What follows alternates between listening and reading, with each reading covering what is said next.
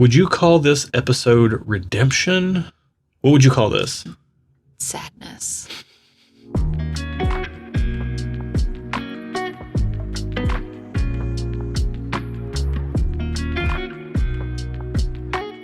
Welcome to the channel, bringing a real-world perspective to the real-world whiskey consumer.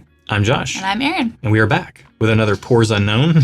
Change the cadence up a little, keep her on her toes. Why did you speak like that? We have a sample that we've drawn at random from our Pours Unknown sample pool. We're going to taste it totally blind. We're going to smell it, taste it, rate it. Yes. Then we're going to find out how much it costs, see if that changes our ratings before we find out what we're drinking. We do it this way so that we remove all the labels and the hype and the bias. Whichever one of those things applies to this glass, depending on what it is. We have no clue because it's been drawn at random from our pool of bourbons and ryes, most of which we have no familiarity with. Because most of them have been sent in by you guys, the viewers. Yeah. So this is going to be a lot of fun. Let's go ahead as you get into the nose. Okay. And let the people know that if you want to be part of our Patreon community, you get access to our barrel picks, get bonus content.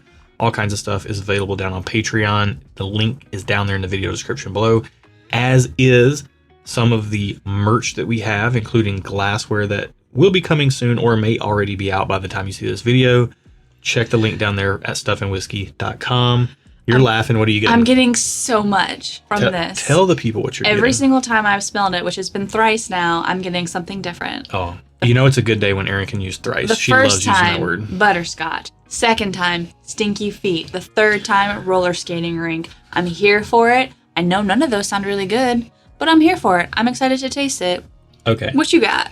I can see a faint butterscotch note, but I think it leans a little bit more of like a fruit candy type of note forward. Sure. But it's very tempered sweetness. There is some butterscotchiness as well. And you said roller skating rink. And this kind of has a little bit of like a dusty attic vibe to me. I'm not saying it smells like a dusty bourbon from yesteryear or whatever, but it's the way that the oak's coming across, has like this really nice quality to it that's just generally pleasant and kind of puts you in like this old books, old library type of vibe. Kind of like a stale library, like an old paper. When you open an old book.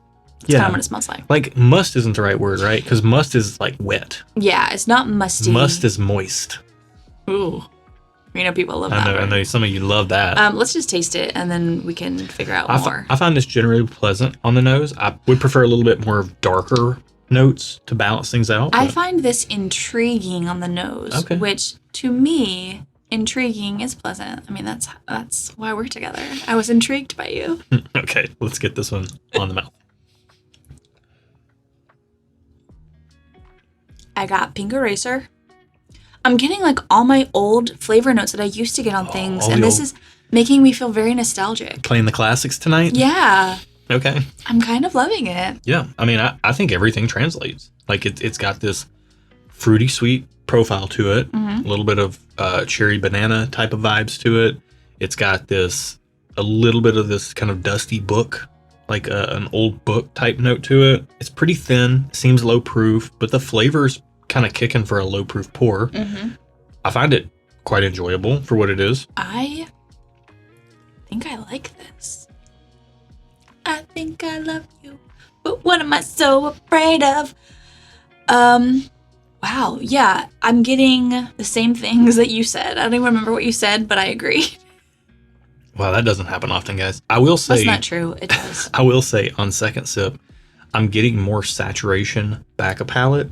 Like that. Yeah. That sugary fruitiness is setting in on the back of the palate, and it's setting up camp. Like it brought the chair. There's that... You probably don't know this gif, but it's like the guy, he's like walking, and then he like pops the chair out and then sits down in it. Okay, well, if I can put it in here, I will. But this is setting up a chair. It's ready to stay for a while. Hanging out. Yeah. So it's getting a little sweeter as I'm sipping it, which is odd because normally that doesn't happen for me. This is I'm kind of liking this a lot. I think I said that, but... You know what's funny? I said on the nose, or the first sip, that I wish it had a little bit of a darker profile or some darker notes to balance out all the bright notes, because everything in the glass is bright, and that can be a little bit of a turnoff for me, but tonight I'm finding it really enjoyable. Yeah, I think this is definitely something I may not love every night, but tonight I really like it.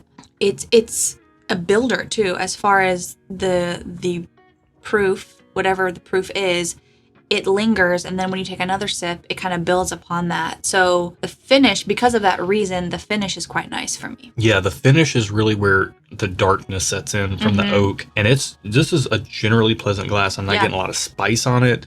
This could be dangerous if we had a bottle of this. Like you could run through this kind of fast. It is leaning sweet. If you like sweet stuff that's low on spice but big on flavor, that has a nice saturation of flavor and a good finish for what seems to be a moderately proof pour. Like it doesn't seem to be super high proof. This might be right in your wheelhouse. Yeah. You have ratings? I do. And to your point about the sweetness, as I've taken more sips, it does tend to get a little bit more sweet. So I do think this is something I couldn't have a ton of because I don't like a lot of sweetness, but I would have some and I would like it. It's a good one glasser for you? It's a good one pour for me, and I'm a thumbs up on it. I would like to have it. Well, I'm a good one glasser if you count the glass that the bottle is made out of. Okay. I'm going to give it a thumbs up too. Fair. I like this. I would like to have a bottle of it. I hope it's not too expensive. Yeah, me too. We'll find out. In our pool, this is number 94. Oh, it's far down here. I got to go. That's 94. Quite a ways. We're going to see if the price changes our ratings. It's $70. I'm happy with that. Which I'm not mad at. Don't love it, but I can't be mad at it. I'm going to stay thumbs up. I'll say thumbs up as well. I like this. I would like to have a bottle. I would like to have a bottle. I think for me, if I was wanting something sweet, this is the pour I would go for. I think it's fair value for what you're getting. Again, for $70, there are things on the market that we like a lot. We like Rare Breed. We like Knob Creek single barrel picks. Those seem to be higher proof than this. I could be wrong. Who knows? But this does have a nice flavor for the proof point that it is. We both like it a fair bit. We would like to have it for $70. What are we drinking? Let's see what we got. E.H. Taylor. It's a single barrel though. Oh. Second chance. Different. Yeah. Who sent this? Mike James. I see it. Mike James. Mike, And thank you. What's the proof point? 100. It's 100. 100 proof. Yeah. Okay. I got all the information right up here in the old noggin. Okay. So this is a second chance because we actually got a single barrel sample from Bill Kavanaugh of E.H. Taylor single barrel. That one tasted very soft, and it tasted almost like a weeder to both of us. This one does not taste like a weeder. This one is a very good single barrel. And now I'm kind of sad that we can't get it because it's a single barrel. Hang on. Bill's barrel, that one drank like 90 proof or like 93 proof. This one drinks higher. This one drinks like over 100 proof. If you told me this was 110, 107, 110. I would believe you. I believe you. Yeah. I believe you. There's a lot of flavor here. It, like I said before, it builds upon itself, which almost makes you feel like it's a little higher proof the more you sip it. I like this. I'm bummed we can't get it, but oh well. Now, There's always more. Now, here's the thing. People do pay like $225 for these on secondary. I think you're getting, you're paying for the rarity. It's single barrel roulette, like you say, because each single barrel is different. And while we like the single barrel, we had another single barrel that we didn't like. So I think you just need to be okay with losing that money if you don't like that barrel. Don't spend the money on it, even at $70. Don't spend the money on it if you're not okay if you end up with a single barrel that's not to your liking. Right. But if you're okay blowing $70 or $225 with the potential of blowing it, you may love it, but you may not. So I think just if you go into it knowing that and you go into it eyes wide open, then by all means you do you. Now we both like this. Yeah. Would you pay $225 for it? Probably not that much. Would you pay $150 for it? I would pay sub 100 for it. I think for this one, if I could get this exact one, which is impossible, then I would pay $70, $80, $90 for it or whatever.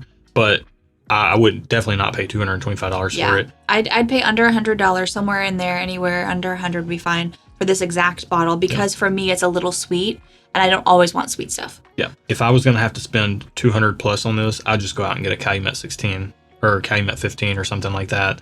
There's other stuff out there with more age that has a sweet profile, a sweet fruit forward profile with some oak on the back end. So what did we learn today? Well, I think we're highlighting the single barrel variants that's out there. Yeah. And how you have to be very careful if you're going to go out and spend a bunch of money on something that's rare without ever having tasted it before, not knowing if you're wasting your money or not. Right. At retail, if I ever ran across one of these, I would buy it. It's worth trying for $70. And if you don't like it, you're not like gonna be crying in a corner. Well, at that point, it's a good bottle to share with people who haven't tried it before. That's fair. To say, hey, try these. These can be kind of bad. Or they can be good. Or they can be good. So yeah, it's worth it for that. Hopefully you thought this video was worth it. If you did, like it. If you like the channel, subscribe. We do blind tastings over here every single week, twice a week. Don't count the thumb, twice a week. And then click that bell down there. That'll let you know when we're going live. We do that once a month. The bell will help you know when we're going live. We would love for you to join us for a pour. Absolutely. That's it for today. Be good to each other. And until next time, cheers. Cheers.